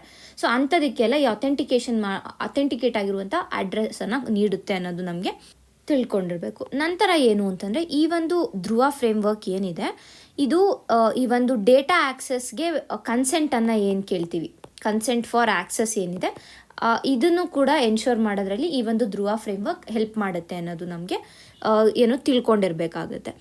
ತದನಂತರ ಏನು ಇಂಪಾರ್ಟೆಂಟ್ ಆಗುತ್ತೆ, ಈ ಒಂದು ಧ್ರುವ ಫ್ರೇಮ್ವರ್ಕಲ್ಲಿ ಹೇಗೆ ಈ ಒಂದು ಧ್ರುವ ಫ್ರೇಮ್ವರ್ಕನ್ನು ಯೂಸ್ ಮಾಡ್ಬೋದು ಅಥವಾ ಇದರ ಯೂಸಸ್ ಏನು ಅಂತ ನಾವು ನೋಡೋಕೆ ಹೋದರೆ, ಒಂದು ಕಡೆ ಕನ್ಸೆಂಟ್ ಬೇಸ್ಡ್ ಡೇಟಾ ಶೇರಿಂಗ್ ಏನಿರುತ್ತೆ ಅದಕ್ಕೆ ಹೆಲ್ಪ್ ಮಾಡುತ್ತೆ. Consent based data sharing. So ಇಲ್ಲೇನಾಗುತ್ತೆ ಅಂತಂದರೆ, ಯೂಸರ್ಸ್ ಏನು ಮಾಡ್ಬೋದು, ಈ ಒಂದು ಬಳಕೆದಾರರು ಏನು ಮಾಡ್ಬೋದು ಅಂದರೆ, ಅವರ ಒಂದು ವಿಳಾಸ ಏನಿದೆ ಆ ವಿಳಾಸವನ್ನು ಟೋಕನೈಸ್ ಮಾಡ್ಬೋದು. ಟೋಕನೈಸ್ ಅಂದರೆ ಏನು, ಅದನ್ನ ಮಾಸ್ಕ್ ಥರ ಮಾಡ್ತಾರೆ. ಅಂದರೆ ಈಗ ಆ್ಯಕ್ಚುಯಲ್ ಅಡ್ರೆಸ್ಸನ್ನು ಅಲ್ಲಿ ನೀಡಿರೋದಿಲ್ಲ, ಬಟ್ ಅಡ್ರೆಸ್ಗೆ ಬದಲಾಗಿ ಇಲ್ಲಿ ಹೇಳಿರೋ ಥರ ಯೂನಿಕ್ QR ಇರ್ಬೋದು, ಇಲ್ಲ ಡಿಜಿಪಿನ್ನ ಯೂಸ್ ಮಾಡಿ ಬೇರೆ ರೀತಿಯಾಗಿ ಏನೋ ಒಂದು ಟೋಕನೈಸ್ ಮಾಡಿ ಕೊಟ್ಟಿರ್ತಾರೆ. ಸೊ ಅದನ್ನು ಯಾರು ಯೂಸ್ ಮಾಡಬೇಕು ಅನ್ನೋದ್ರ ಕುರಿತಾಗಿ ಯೂಸರ್ಸ್ ಬಳಕೆದಾರರು ಏನಿರ್ತಾರೆ ಅವರನ್ನೇನು ಡಿಸೈಡ್ ಮಾಡ್ಬೋದು. ಫಾರ್ ಎಕ್ಸಾಂಪಲ್, ಈಗ ನಾನು ನಮ್ಮನೆ ಅಡ್ರೆಸ್ಸನ್ನು ಕೊಡಬೇಕು ಅಂತ ಇರುತ್ತೆ. ಸೊ ನಾನೇನು ಮಾಡ್ತೀನಿ, ನನ್ನ ಅಡ್ರೆಸ್ ನಾನು ಯಾರಿಗೂ ಬೇರೆಯವ್ರಿಗೆ ಶೇರ್ ಮಾಡಬಾರ್ದು ಅಂತಂದಾಗ ಈ ಒಂದು ಧ್ರುವ ಫ್ರೇಮ್ವರ್ಕನ್ನು ಯೂಸ್ ಮಾಡಿ ಒಂದು QR ಕೋಡನ್ನು ಜನ್ರೇಟ್ ಮಾಡ್ತೀನಿ. ಸೊ ಆ QR ಕೋಡನ್ನು ನನಗೆ ಯಾರು ಬೇಕೋ ಅವರಿಗೆ ಮಾತ್ರ ಶೇರ್ ಮಾಡ್ತೀನಿ. ಸೊ ಅಲ್ಲಿ ಏನಾಗುತ್ತೆ ಅಂತಂದರೆ, ಕನ್ಸೆಂಟ್ ಬೇಸ್ಡ್, ನಾನು ಕನ್ಸೆಂಟ್ ಕೊಟ್ಟರೆ ಮಾತ್ರನೇ ಅಲ್ಲಿ ಅವ್ರಿಗೆ ಶೇರ್ ಆಗುತ್ತೆ ಆ ಅಡ್ರೆಸ್. ಸೊ ಅದು ಆ ರೀತಿಯಾದ ಕನ್ಸೆಂಟ್ ಬೇಸ್ಡ್ ಡೇಟಾ ಶೇರಿಂಗಲ್ಲಿ ಹೆಲ್ಪ್ ಮಾಡುತ್ತೆ. ಸೊ ಇಲ್ಲೇನಾಗುತ್ತೆ, ಪ್ರೈವಸಿ ಈಸ್ ಎನ್ಶೋರ್ಡ್. ನಮ್ಮ ಪ್ರೈವಸಿ ಏನಿದೆ, ರೈಟ್ ಟು ಪ್ರೈವಸಿ ಇಲ್ಲಿ ಎನ್ಶೋರ್ ಆಗಿದೆ ಅನ್ನೋದು ತಿಳ್ಕೊಳ್ಬೋದು. ತದನಂತರ ಏನು ಅಂತಂದರೆ, ಈಗ ಮನೆ ಬದಲಾಯಿಸ್ತೀವಿ ನಾವು, ಒಂದು ಮನೆಯಿಂದ ಇನ್ನೊಂದು ಮನೆಗೆ ಹೋಗ್ತೀವಿ. ಸೊ ಆ ಒಂದು ಮನೆ ಚೇಂಜ್ ಮಾಡಿದಾಗ ಆಟೋಮ್ಯಾಟಿಕ್ಕಾಗಿ ಅಥವಾ ಏನು ಒಂದು ಶಿಫ್ಟಿಂಗ್ ಇರುತ್ತೆ, ಅಡ್ರೆಸ್ ಶಿಫ್ಟಿಂಗ್ ಏನಿರುತ್ತೆ, ವಿತೌಟ್ ಎನಿ ಪ್ರಾಬ್ಲಮ್ಸ್ ಆ ಅಡ್ರೆಸ್ ಶಿಫ್ಟಿಂಗನ್ನು ಮಾಡ್ಬೋದಾಗುತ್ತೆ. So seamless transfer of address ಅಥವಾ ಸೀಮ್ಲೆಸ್ ಡೆಲಿವರಿ ಶಿಫ್ಟಿಂಗ್ ಅಂತ ಹೇಳ್ಬೋದು. ಸೀಮ್ಲೆಸ್ ಟ್ರಾನ್ಸ್ಫರ್ ಆಫ್ ಅಡ್ರೆಸ್ ಅಂದರೆ ನಮ್ಮ ಮನೆಗಳನ್ನು ಚೇಂಜ್ ಮಾಡಿದ್ರು ಕೂಡ ಆ ಅಡ್ರೆಸ್ ಏನಿದೆ ಅದನ್ನ ಈಸಿಯಾಗಿ ಬದಲಾಯಿಸ್ಬೋದು ಅನ್ನುವಂಥದ್ದು. ಅಂದರೆ ಯಾಕೆಂದರೆ ಈಗ ಫಾರ್ ಎಕ್ಸಾಂಪಲ್ ಪ್ಯಾನಲ್ಲಿ ಆಧಾರಲ್ಲಿ ಎಲ್ಲ ನಮ್ಮ ಮನೆ ಅಡ್ರೆಸ್ ಇರುತ್ತೆ. ಸೊ ಆ ಅಡ್ರೆಸ್ಸನ್ನು ನಾನು ಮನೆ ಚೇಂಜ್ ಮಾಡಿದಾಗ ಚೇಂಜ್ ಮಾಡಬೇಕು ಅಂತಂದರೆ it is a huge process. But ಈ ಒಂದು ಧ್ರುವ ಫ್ರೇಮ್ವರ್ಕನ್ನು ನಾವು ಯೂಸ್ ಮಾಡಿದ್ರೆ it will be an easy process ಅನ್ನೋದು ನಾವು ತಿಳ್ಕೊಬೇಕು. ತದನಂತರ ಏನು ಅಂತಂದರೆ ಈ ಒಂದು ಧ್ರುವ ಫ್ರೇಮ್ವರ್ಕನ್ನು ಬಳಸಿದ್ರೆ ನಾವು ನಮ್ಮ ಸುತ್ತಮುತ್ತ ಯಾವ ಯಾವ ಸೇವೆಗಳು ಲಭ್ಯ ಇದೆ, ಅಂದರೆ ಗೌರ್ಮೆಂಟದು ಏನೇನು ಸರ್ವಿಸಸ್ ಇದೆ ನಮ್ಮ ಒಂದು ಸುತ್ತಮುತ್ತ ಸರ್ವಿಸ್ ಡಿಸ್ಕವರಿಯನ್ನು ನಾವು ಮಾಡ್ಬೋದು. So service Discovery near by ಏನೇನು ಸರ್ವಿಸಸ್ ಇದೆ ನನಗೆ ಅನ್ನೋದನ್ನು ತಿಳ್ಕೊಳ್ಳೋದಕ್ಕೂ ಕೂಡ ಈ ಒಂದು ಧ್ರುವ ಫ್ರೇಮ್ವರ್ಕನ್ನು ಯೂಸ್ ಮಾಡ್ಬೋದು ಅಂತ. ಸೊ ಹಾಗಾದರೆ ಇದರ ಒಂದು ಬೆನಿಫಿಟ್ಸ್ ಏನು, ಇದು ಯಾವ ರೀತಿಯಾಗಿ ಹೆಲ್ಪ್ ಮಾಡ್ತಾ ಇದೆ, ಮತ್ತು ಯಾವ ರೀತಿಯಾಗಿ ಇದರ ಬೆನಿಫಿಟ್ಸ್ ಏನು ಚಾಲೆಂಜಸ್ ಏನು ಎರಡು ನೋಡೋಣ. ಸೊ ಬೆನಿಫಿಟ್ಸು ಚಾಲೆಂಜಸ್ ಎರಡು ನಾವು ನೋಡಬೇಕಾಗುತ್ತೆ. ಸೊ ಮೊದಲಿಗೆ ಏನು ಅಂತಂದರೆ ಒಂದು ಕಡೆ ಗವರ್ನೆನ್ಸ್ ಈಸಿಯರ್ ಗವರ್ನೆನ್ಸ್ ಆಗುತ್ತೆ, ಪ್ಲಸ್ ಈ ಗವರ್ನೆನ್ಸ್ ಇದು. ಸೊ ದ್ಯಾಟ್ ಈಸ್ ಆಲ್ಸೋ ಒಂದು ಸೀಮ್ಲೆಸ್ ಆಗುತ್ತೆ, ಟೈಮ್ ಸೇವಿಂಗ್. ಸೊ ಒಂದು ಕಡೆ ಏನಿದು ಟೈಮ್ ಸೇವಿಂಗ್ ಇದೆ, ಎಫಿಷಿಯೆಂಟ್ ಇದೆ, ತದನಂತರ ಏನು ಈ ಗವರ್ನೆನ್ಸನ್ನು ಪ್ರಮೋಟ್ ಮಾಡ್ತಾ ಇದೆ. ಸೊ ಇದೆಲ್ಲನೂ ಆಯಿತು. ಪ್ಲಸ್ ಆಲ್ಸೋ ಸರ್ವಿಸ್ ಡೆಲಿವರಿ ಕೂಡ ಎಫೆಕ್ಟಿವ್ ಸರ್ವಿಸ್ ಡೆಲಿವರಿ, ಇದೆಲ್ಲ ಬೆನಿಫಿಟ್ಸ್ ಆಯಿತು. ಅದೇ ಈಗ ನಾವು ಚಾಲೆಂಜಸ್ಸಿಗೆ ಬಂದರೆ ಏನಾಗುತ್ತೆ ಅಂತಂದರೆ ಹಲವಾರು ಬಾರಿ ಏನಾಗುತ್ತೆ, ಜನ ಯಾವುದೇ ಅಡ್ರೆಸ್ ಆದ್ರೂ ಈಗ ನನಗೆ ಇಷ್ಟ ಇಲ್ಲ ನಮ್ಮ ಮನೆ ಅಡ್ರೆಸ್ ಶೇರ್ ಮಾಡೋದ್ರೆ ಯಾವ ಒಂದು ಫ್ರೇಮ್ವರ್ಕ್ ಕೊಟ್ಟರು ನಾನು ಶೇರ್ ಮಾಡೋದಿಲ್ಲ. ಆಗ ಸೊ ಪೀಪಲೇ ರಿಲಕ್ಟ್ ಆಗಿದ್ದರೆ ಅವ್ರಿಗೆ ಆ ಒಂದು ಏನು ತಮ್ಮ ಒಂದು ವಿಳಾಸವನ್ನು ಹಂಚ್ಕೊಳ್ಳೋದನ್ನ ನಿರಾಕರಿಸಿದ್ರೆ ಆವಾಗ ಪ್ರಾಬ್ಲಮ್ ಆಗುತ್ತೆ. ಯಾಕೆ ಅಂತಂದರೆ ಇಲ್ಲಿ ಡೇಟಾ ಸಿಗೋದಿಲ್ಲ. ಈಗ ನಾನು ನನ್ನ ಅಡ್ರೆಸ್ಸನ್ನು ಶೇರ್ ಮಾಡಿಲ್ಲ ಅಂದರೆ ಇಲ್ಲಿ ಧ್ರುವ ಫ್ರೇಮ್ವರ್ಕಿಗೆ ಡೇಟಾ ಫೀಡ್ ಆಗೋದಿಲ್ಲ. ಸೊ ಆ ಡೇಟಾ ಫೀಡ್ ಆಗಿಲ್ಲ ಅಂತಂದರೆ ನೆಕ್ಸ್ಟು ಪ್ರಾಸೆಸ್ ಏನಿದೆ ಅದು ಕಷ್ಟ ಆಗುತ್ತೆ. ಬಿಕಾಸ್ ಇವೆಲ್ಲ they all work through data. ಯಾವುದೇ ಒಂದು ಡಿಜಿಟಲ್ ಇದನ್ನು ನಾವು ಡಿಜಿಟಲ್ ಗವರ್ನೆನ್ಸ್ ನಾವು ತೊಗೊಂಡಾಗ ಡೇಟಾ ಬಿಕಮ್ಸ್ ಇಂಪಾರ್ಟೆಂಟ್. ಸೊ ಯಾವಾಗ ಡೇಟಾ ಇರೋದಿಲ್ಲ, ದ್ಯಾಟ್ಸ್ ಆ ಒಂದು ಫ್ರೇಮ್ವರ್ಕ್ ಇರ್ಬೋದು, ಯಾವುದೇ ಒಂದು ಅಪ್ಲಿಕೇಶನ್ ಇರ್ಬೋದು, ಆಗ ಅದರ ವರ್ಕಿಂಗ್ ಕೆಪಾಸಿಟಿ ಏನಿರುತ್ತೆ ಅದು ಕಡಿಮೆ ಆಗುತ್ತೆ. ಸೊ ಇದರಿಂದ ಏನಾಗುತ್ತೆ, ಅರ್ಬನ್ ಪ್ಲ್ಯಾನಿಂಗು ಕೂಡ ಏನಂತೀವಿ ಸ್ವಲ್ಪ ಕಷ್ಟಗಳನ್ನು ಎದುರಿಸ್ಬೋದಾಗುತ್ತೆ ಅನ್ನುವಂಥದ್ದು ಇದರ ಚಾಲೆಂಜಸ್. ಸೊ ಬೆನಿಫಿಟ್ಸು ಗೊತ್ತು, ಚಾಲೆಂಜಸ್ ಗೊತ್ತಿದೆ. So with respect to Dhruva framework ನಮಗೆ ಇಷ್ಟು ಪಾಯಿಂಟ್ಸ್ ಗೊತ್ತಿರಬೇಕು. So prelims point of view ಅಲ್ಲಿ ನಾವು ಇದಿಷ್ಟು ನೋಡಿದ್ದೀವಿ. ಏನೇನು ಧ್ರುವ ಫ್ರೇಮ್ವರ್ಕ್ ಅಂದರೆ ಏನು, ಅದರ ಒಂದು ಫಂಕ್ಷನ್ಸ್ ಏನು ಎಲ್ಲ ನೋಡಿದ್ದೀವಿ. ತದನಂತರ ಅದರ ಯೂಸಸ್ ಏನು ಅಂತ ನೋಡಿದ್ದೀವಿ, ಅದರ ಬೆನಿಫಿಟ್ಸ್ ಮತ್ತು ಚಾಲೆಂಜಸ್. ಮೇನ್ಸಲ್ಲಿ ವಿತ್ ರೆಸ್ಪೆಕ್ಟ್ ಟು ಮೇನ್ಸ್ ಕೇಳಿದಾಗ ನಾವು ಇಲ್ಲಿ ಫುಲ್ ಓವರ್ ಆಲ್ ಏನು ಬೇಕು ಫುಲ್ ಜಿಸ್ಟನ್ನು ನಾವು ಇಲ್ಲಿ ನೋಡಿದ್ದೀವಿ. ಈಗ ಮುಂದಿನ ಆರ್ಟಿಕಲ್ ನೋಡೋಣ. IndiGo crisis is a classic case of corporate negligence. ಈ ಒಂದು ಆರ್ಟಿಕಲ್ನ ಇಂಡಿಯನ್ ಎಕ್ಸ್ಪ್ರೆಸ್ ನ್ಯೂಸ್ ಪೇಪರ್ನಿಂದ ನಾವು ತೊಗೊಂಡಿದ್ದೀವಿ. ಆ್ಯಂಡ್ ಇದು ಎಂಟೈರ್ ಆಗಿ ನಮ್ಮ ಮೇನ್ಸ್ಗೆ ಇಂಪಾರ್ಟೆಂಟ್ ಆಗುತ್ತೆ. ಬಿಕಾಸ್ ಈ ಒಂದು ಎಂಟೈರ್ ಕ್ರೈಸಿಸ್ ಏನಾಗ್ತದೆ, ಇಂಡಿಗೋ ಫ್ಲೈಟ್ಗಳದ್ದು ಏನು ಪ್ರಾಬ್ಲಮ್ ನಡೀತಾ ಇದೆ, ಅದು ಬಂದು ನಮ್ಮ ಇನ್ಫ್ರಾಸ್ಟ್ರಕ್ಚರ್ ಸೆಕ್ಟರ್, ಎಕಾನಮಿಯಲ್ಲಿ ಬರುವಂಥ ಇನ್ಫ್ರಾಸ್ಟ್ರಕ್ಚರ್ಗೆ ಈ ಒಂದು ಟಾಪಿಕ್ ಇಂಪಾರ್ಟೆಂಟ್ ಆಗುತ್ತೆ. ಅಂದರೆ ಯಾವ ರೀತಿಯಾಗಿ ಏವಿಯೇಷನ್ ಸೆಕ್ಟರ್ ಯಾವ ರೀತಿಯಾಗಿ ಬಳಲ್ತಾ ಇದೆ, ಅದು ಅನುಭವಿಸ್ತಾ ಇರುವಂಥ ಚಾಲೆಂಜಸ್ ಏನು ಅನ್ನೋದನ್ನು ನಾವು ಇಲ್ಲಿ ನೋಡ್ತೀವಿ. ಸೊ ಮೊದಲಿಗೆ ಏನಾಗ್ತಾ ಇದೆ ಅಂತಂದರೆ ಈ ಇಂಡಿಗೋ ಒಂದು ಕಾರ್ಪೊರೇಟ್ ಸೋಷಿಯಲ್ ರೆಸ್ಪಾನ್ಸಿಬಿಲಿಟಿ ಏನಿದೆ ಮತ್ತು ಅದರ ಒಂದು ಕಾರ್ಪೊರೇಟ್ ನೆಗ್ಲಿಜೆನ್ಸಿಂದ ಯಾವ ರೀತಿಯಾಗಿ ಜನರಿಗೆ ಪ್ರಯಾಣಿಕರಿಗೆ ತೊಂದರೆ ಆಗ್ತಾ ಇದೆ ಅನ್ನೋದನ್ನು ನಾವು ಇಲ್ಲಿ ನೋಡ್ತಾ ಇದ್ದೀವಿ. ಅಂದರೆ ಇದರಿಂದ ಏನು ಗೊತ್ತಾಗ್ತಾ ಇದೆ ಅಂದರೆ ಭಾರತದ ಒಂದು ಏನು ಡೊಮೆಸ್ಟಿಕ್ ಏವಿಯೇಷನ್ ಸೆಕ್ಟರ್ ಇದೆ ಅದರಲ್ಲಿ ಇರುವಂಥ ಬಹಳಷ್ಟು ಚಾಲೆಂಜಸ್ಸು, ಅದು ಬಹಳಷ್ಟು ಕಷ್ಟಗಳು ಇಲ್ಲಿ ನಮಗೆ ತಿಳಿತಾ ಇದೆ ಅಂತ ನಾವು ಹೇಳ್ಬೋದು. ಇಲ್ಲಿ ಪ್ರಾಬ್ಲಮ್ ಏನಾಗಿದೆ ಅಂತಂದರೆ ಇತ್ತೀಚೆಗಷ್ಟೇ ಏನಾಯಿತು, government flight duty time limitations ಅನ್ನುವಂಥ ಒಂದು ಕಾನ್ಸೆಪ್ಟನ್ನು ಇಂಟ್ರೊಡ್ಯೂಸ್ ಮಾಡಿತ್ತು. ಏನು ಈ ಫ್ಲೈಟ್ ಡ್ಯೂಟಿ ಟೈಮ್ ಲಿಮಿಟೇಷನ್ಸ್ ಅಂದರೆ ಪೈಲಟ್ಸ್ಗಳಿಗೆ ಮತ್ತು ಈ ಗಗನಸಖಿಗಳು ಏನಿರ್ತಾರೆ, ಏರ್ ಹಾಸ್ಟರ್ಸ್ ಏನಿರ್ತಾರೆ, ಇವರಿಗೆ ಕೆಲವು ಟೈಮ್ಗಳನ್ನು ನೀಡಿತ್ತು. ಅಂದರೆ ಅವ್ರು ಏನಾದ್ರು ಇಷ್ಟು ಕಂಟಿನ್ಯೂಸ್ ಇಷ್ಟು ಆರ್ ಏನಾದರೂ ಅವ್ರು ವರ್ಕ್ ಮಾಡಿದ್ದಾರೆ ಅಂತಾನೆ ಮತ್ತೆ ಅವ್ರಿಗೆ ಇಷ್ಟು ಹಾರ್ಸ್ ರೆಸ್ಟ್ ಕೊಡಬೇಕು, ಈ ರೀತಿಯಾದ ಕೆಲವು ಟೈಮ್ ಲೈನ್ಗಳನ್ನು ಸರ್ಕಾರ ಫಿಕ್ಸ್ ಮಾಡಿತ್ತು. ಆಲ್ಸೋ ಸರ್ಕಾರ ಏನು ಮಾಡಿತ್ತು ಅಂದರೆ ಆ ಒಂದು ಏನು ರೂಲ್ಸ್ಗಳಿಗೆ ಅಡ್ಜಸ್ಟ್ ಆಗೋದಕ್ಕೆ ಏರ್ಲೈನ್ಸ್ಗಳಿಗೆ ಸಫಿಷಿಯೆಂಟ್ ಟೈಮನ್ನು ಕೂಡ ನೀಡಿತ್ತು. ಬಟ್ ಇಂಡಿಗೋ ಏನು ಮಾಡಿದೆ ಅಂತಂದರೆ, ಇಂಡಿಗೋ ಇದು ಯಾವುದು ಈ ಒಂದು ಏನು FDTL ಇದೆ ಇವುಗಳನ್ನು ಸರಿಯಾಗಿ ಲೆಕ್ಕಿಸದೆ ಹಾಗೆ ತನ್ನ ಒಂದು ಆಪರೇಷನ್ಸನ್ನು ಕಂಡಕ್ಟ್ ಮಾಡ್ಕೊಂಡು ಹೋಯಿತು. ಸೊ ಇದರ ಪರಿಣಾಮ ಏನಾಯಿತು ಅಂತಂದರೆ, ಯಾವಾಗ ಈ FDTL ನಿಯಮಗಳು ಜಾರಿಗೆ ಬರೋಕ್ಕೆ ಸ್ಟಾರ್ಟ್ ಆಯಿತು ಆವಾಗ ಈ ಒಂದು ಎಂಟೈರ್ ಇಂಡಿಗೋದ ನೆಟ್ವರ್ಕ್ ಏನಿದೆ ಅದು ಕೊಲ್ಯಾಪ್ಸ್ ಆಗೋಕ್ಕೆ ಸ್ಟಾರ್ಟ್ ಆಯಿತು. ಇವಾಗ ಗೌರ್ಮೆಂಟ್ ಒಂದು ರೂಲ್ಸನ್ನು ತಂದಿದೆ ಅಂದರೆ it is because for both the ಪ್ಯಾಸೆಂಜರ್ಸ್ಗೂ ಅಷ್ಟೇ ಮತ್ತು ಏರ್ಲೈನ್ಸ್ಗೂ ಅಷ್ಟೇ, ಎರಡಕ್ಕೂ ಉಪಯೋಗ ಆಗಬೇಕು, ಎರಡೂ ಬೆನಿಫಿಟ್ ಆಗುವಂಥ ರೀತಿಯಲ್ಲಿ ಗೌರ್ಮೆಂಟ್ ರೂಲ್ಸನ್ನು ತಂದಿತ್ತು. ಯಾಕೆಂತಂದರೆ ಈಗ ಪೈಲಟ್ಸ್ ಏನಾದ್ರು ಕಂಟಿನ್ಯೂಸ್ ಆಗಿ ಅವ್ರು ವರ್ಕ್ ಮಾಡ್ತಾನೆ ಇದ್ದಾರೆ ಅಂತಂದರೆ ಅವರ ಹೆಲ್ತ್ ಕೂಡ ಅಲ್ಲಿ ಇದಾಗುತ್ತೆ. ಅಟ್ ದ ಸೇಮ್ ಟೈಮ್ ಅವರು ಜನರ ಒಂದು ಜೀವಗಳನ್ನು ರಿಸ್ಕಲ್ಲಿ ಇರ್ತಾರೆ. ಸೊ ಹಾಗಾಗಿ ಅದನ್ನೆಲ್ಲ ಗಮನದಲ್ಲಿಟ್ಕೊಂಡೆ FDTL ರೂಲ್ಸನ್ನು ತಂದಿದ್ದು. ಬಟ್ ಯಾವಾಗ ಇಂಡಿಗೋ ಇದನ್ನೆಲ್ಲ ಪಾಲಿಸಲಿಲ್ಲ, ಇದರಿಂದ ಏನಾಯಿತು, ಇಂಡಿಗೋ ನೆಟ್ವರ್ಕ್ ಏನಿದೆ, ಎಂಟೈರ್ ನೆಟ್ವರ್ಕ್ ಏನಿದೆ, ಈ ನೆಟ್ವರ್ಕೆ ಕುಸಿಬಿತ್ತು ಅಂತ ಹೇಳ್ಬೋದು. ಸೊ ಅದಕ್ಕೆ ಮುಖ್ಯ ಕಾರಣಗಳನ್ನು ಇಲ್ಲಿ ಅವ್ರು ಹೇಳ್ತಾ ಇದ್ದಾರೆ. ಮೊದಲಿಗೆ ಏನು ಅಂತಂದರೆ ಪುವರ್ ಕ್ರೂ ಪ್ಲ್ಯಾನಿಂಗ್, ಸರಿಯಾಗಿ ಕ್ರೂ ಪ್ಲ್ಯಾನಿಂಗನ್ನು ಅವರು ಮಾಡದೇ ಇರುವಂಥದ್ದು. ಈ ಏನು ಸಿಬ್ಬಂದಿಗಳು ಏನಿರ್ತಾರೆ, ಈಗ ಪೈಲಟ್ಸ್ ಇರ್ಬೋದು, ಏರ್ ಹಾಸ್ಟೆಸ್ ಇರ್ಬೋದು, ಬೇರೆ ಬೇರೆ ಏನು ಸಿಬ್ಬಂದಿಗಳಿರ್ತಾರೆ, ಅವರ ಒಂದು ಸ್ಕೆಡ್ಯೂಲನ್ನು ಸರಿಯಾಗಿ ಪ್ಲ್ಯಾನ್ ಮಾಡಿಲ್ಲ. So that is first. ಅದಾದಮೇಲೆ ಇನ್ಎಫೆಕ್ಟಿವ್ ಸ್ಕೆಡ್ಯೂಲಿಂಗ್, ಈಗಾಗಲೇ ನಾವು ಅದ್ರ ಬಗ್ಗೆನೂ ಮಾತಾಡಿದ್ದೀವಿ, ಅಂದರೆ ಸರಿಯಾಗಿ ಅವರ ಸ್ಕೆಡ್ಯೂಲನ್ನು ಪ್ಲ್ಯಾನ್ ಮಾಡದೇ ಇರುವಂಥದ್ದು. ತದನಂತರ ಏನು ಅಂತಂದರೆ ಆಪರೇಷನಲ್ ಬಫರ್ಗಳನ್ನು ಇಟ್ಕೊಳ್ದೇ ಇರೋದು. ಅಂದರೆ ಈಗ ಏನೋ ಒಂದು ಪ್ರಾಬ್ಲಮ್ ಆಯಿತು ಅಂತಂದರೆ ಅದನ್ನು ಸರಿಪಡಿಸೋದಕ್ಕೆ ಒಂದು ಬಫರ್ ಅಂತ ಏನು ಇಟ್ಕೊಳ್ಬೇಕು, ಆ ಬಫರ್ನ ಇಟ್ಕೊಂಡಿಲ್ಲ IndiGo. So that is also another problem. ತದನಂತರ ಏನು ಅಂದರೆ ಸರಿಯಾಗಿ ಟ್ರೈನಿಂಗ್ ಕೊಡದೇ ಇರುವಂಥದ್ದು. ಟ್ರೈನಿಂಗ್ ಮತ್ತು ಬೇಸ್ ಕೆಪಾಸಿಟಿಗಳು ಏನಿರ್ತವೆ ಅದು ಕೂಡ ಇಂಡಿಗೋಲಿ ಸರಿಯಾಗಿ ಇಲ್ಲದೆ ಇರುವಂಥದ್ದು.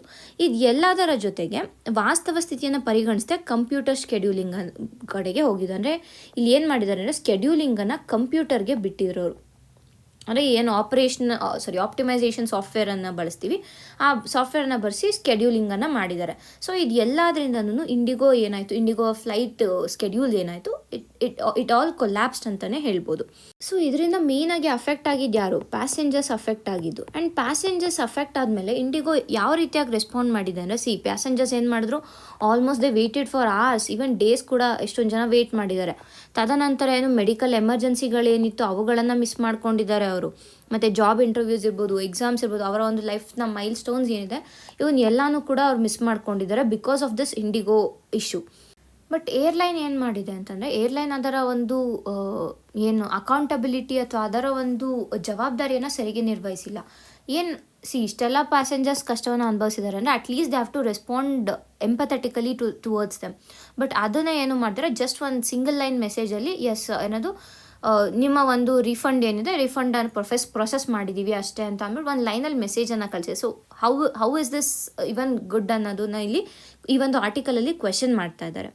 ಸೊ ಇದರಿಂದ ಈ ಒಂದು ಎಂಟೈರ್ ಇಂಡಿಗೋ ಇಶ್ಯೂಯಿಂದ ನಮಗೆ ಏನು ತಿಳಿಯುತ್ತೆ ಅಥವಾ ಸರ್ಕಾರ ಏನು ತಿಳ್ಕೋಬೇಕು, ಸೊಸೈಟಿ ಏನು ತಿಳ್ಕೋಬೇಕು ಅಂತಂದರೆ, it is not just operational failure ಅಷ್ಟೇ ಅಲ್ಲ. ಇದು ಕೇವಲ ಒಂದು ಆಪರೇಷನಲ್ ಫೇಲ್ಯೂರ್ ಅಲ್ಲ, ಬದಲಿಗೆ ಕಾರ್ಪೊರೇಟ್ ಎಥಿಕ್ಸ್ ಏನಿದೆ, ಕಾರ್ಪೊರೇಟ್ನ ಎಥಿಕ್ಸೇ ಇಲ್ಲಿ ಫೇಲ್ ಆಗಿದೆ ಅನ್ನುವಂಥದ್ದು ಈ ಒಂದು ಆರ್ಟಿಕಲಲ್ಲಿ ಹೇಳ್ತಾ ಇದ್ದಾರೆ. ಯಾಕೆ ಅಂತಂದರೆ ಇವಾಗ ಒಂದು ಕಂಪನಿ ವರ್ಕ್ ಮಾಡ್ತಾ ಇದೆ ಅಂತಂದರೆ ಅದು ತನ್ನ ಪ್ರಾಫಿಟ್ಸ್ಗೆ ಯಾವ ರೀತಿಯಾಗಿ ವರ್ಕ್ ಮಾಡುತ್ತೆ, ಅದೇ ರೀತಿಯಾಗಿ ಅಕೌಂಟಬಿಲಿಟಿ ಆಗ್ಬೋದು, ಪ್ಲ್ಯಾನಿಂಗ್ ಆಗ್ಬೋದು, ಇಲ್ಲ ಹ್ಯೂಮನ್ ಎಲಿಮೆಂಟ್ಸ್ಗೂ ಕೂಡ ಅದು ಅದೇ ರೀತಿಯಾಗಿಯೇ ವರ್ಕ್ ಮಾಡಬೇಕು. ಕೇವಲ ನಾವು ಪ್ರಾಫಿಟ್ಸನ್ನು ಜನ್ರೇಟ್ ಮಾಡಿಕೊಂಡು ನಮ್ಮ ಒಂದು ಬೆಳವಣಿಗೆಯನ್ನು ನೋಡ್ತೀವಿ, ಕಂಪನಿಯ ಒಂದು ಬೆಳವಣಿಗೆಯನ್ನು ನೋಡ್ತೀವಿ ಅಂತ ಹೋದರೆ ಆಗೋದಿಲ್ಲ. At the same time we have to be humane, ethical ಆಗಿ ನಾವು ಆಲೋಚಿಸಬೇಕು. And corporate ethics becomes very important ಇಂಥ ಒಂದು ಸಂದರ್ಭಗಳಲ್ಲಿ ಅನ್ನುವಂಥದ್ದನ್ನ ಈ ಒಂದು ಆರ್ಟಿಕಲ್ನಲ್ಲಿ ಹೇಳ್ತಾ ಇದ್ದಾರೆ. ಸೊ ಇಲ್ಲಿ ಓವರಾಲ್ ಆಗಿ ಏನು ಹೇಳ್ತಾ ಇದ್ದಾರೆ ಅಂತಂದರೆ, ಈ ಏನು ಏರ್ಲೈನ್ಸ್ ಏನಿದೆ, ಏವಿಯೇಷನನ್ನು ಕೇವಲ ಒಂದು ಪ್ರಾಫಿಟ್ಸ್ ಅಥವಾ ನಂಬರ್ಸ್ ಅಲ್ಲಿ ಅಳಿದಿರ ಜನ, ಅವರ ಒಂದು ನಂಬಿಕೆ, ಅವರ ಒಂದು ಅವರಿಗೆ ಇರುವಂತಹ ಅಕೌಂಟಬಿಲಿಟಿ ಏನಿದೆ ಇವುಗಳನ್ನು ಪ್ರೂವ್ ಮಾಡೋದಕ್ಕೆ ಟ್ರೈ ಮಾಡಬೇಕು. Not just concentrating on profits but concentrate on ethical perspectives ಅನ್ನೋದನ್ನು ಈ ಒಂದು ಆರ್ಟಿಕಲಲ್ಲಿ ಎಕ್ಸ್ಪ್ಲೇನ್ ಮಾಡ್ತಾ ಇದ್ದಾರೆ. ಆ್ಯಂಡ್ ಇನ್ನು ಈಗಾಗಲೇ ನಾನು ಹೇಳಿದೆ ಮೀನ್ಸ್ಗೆ ಇದನ್ನು ನಾವು ಯೂಸ್ ಮಾಡ್ಬೋದು ಅಂತ. ಇಲ್ಲೂ ಎಥಿಕಲ್ ಸೆಕ್ಟರಲ್ಲೂ ಕೂಡ ಎಥಿಕ್ಸ್ ಆನ್ಸರಲ್ಲೂ ಕೂಡ ಇದನ್ನ ನಾವು ಎಕ್ಸಾಂಪಲ್ ಆಗಿ ಕೋಟ್ ಮಾಡ್ಬೋದು. ಎಲ್ಲಿ ಕಾರ್ಪೊರೇಟ್ ಎಥಿಕ್ಸ್ ಬರುವಂಥ ಕಡೆ ನಾವು ಇದನ್ನು ಕೋಟ್ ಮಾಡ್ಬೋದಾಗುತ್ತೆ. ಸೊ ಇಷ್ಟು ಈ ದಿನದ ಆರ್ಟಿಕಲ್ಗಳಾಗಿವೆ. ಧನ್ಯವಾದಗಳು.